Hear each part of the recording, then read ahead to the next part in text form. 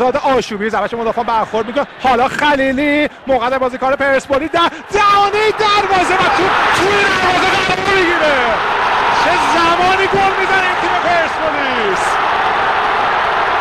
چه فوتبالی شده این بازی. دقیقه 96 قهرمان لیگ عوض میشه. چه خبر ورزشگاه آزادی. افشین قطبی رو یکی باید جلوشو بگیره. یه هوادار اومده اونجا سراغ مهدی واعظی. نگاه کنید چه پایان دراماتیکی داشت این مسابقه. اوج شادی برای هواداران پرسپولیس. سپهر حیدری گم شده بین همه. اینقدر اونجا همه فشار آوردن که اصلا باور نکردنیه. پرسپولیس 2 سپاهان 1. من نمیدونم این همه آدم الان کنار زمین چی کار میکنن. هرچی عکاس و خبرنگار و هر کی که فکرشو کنید الان اونجاست.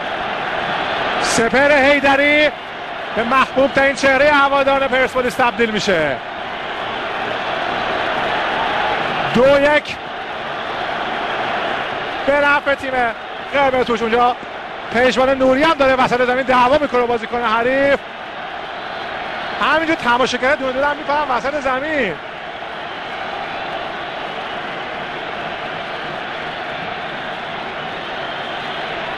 مسعود زاری نمیشه اخراج شد. مسعود زاری رفت بیرون از زمین. یه بار دیگه با هم نگاه میکنید. این ضربه محسن خلیلی است. شانسی توپ رسید به کریم باقری. کریم توپو ساند کرد و این ضربه سپهر حیدری حساب کار رو 2-1 میکنه.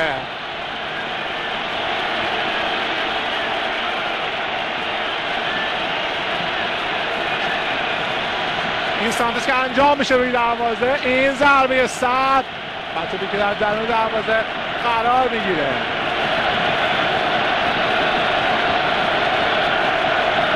اینجا پسابه خیلی قشنگ هست. دعوا دارم میکنه سر که کدومشون بغل کنم افشین قطبی رو. عباس آقایی و بهادر عبدی یه بلایی میخواد سر مربیشون در بیارن.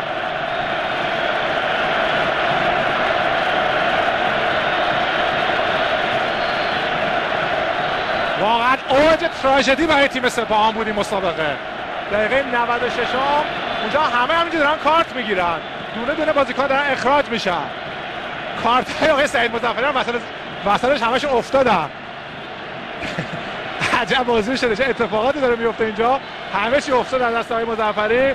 کارت ضربه نیکبخت. مسعود زاری من نفهمیدم مثلا چی شد که اخراج شد از بازی.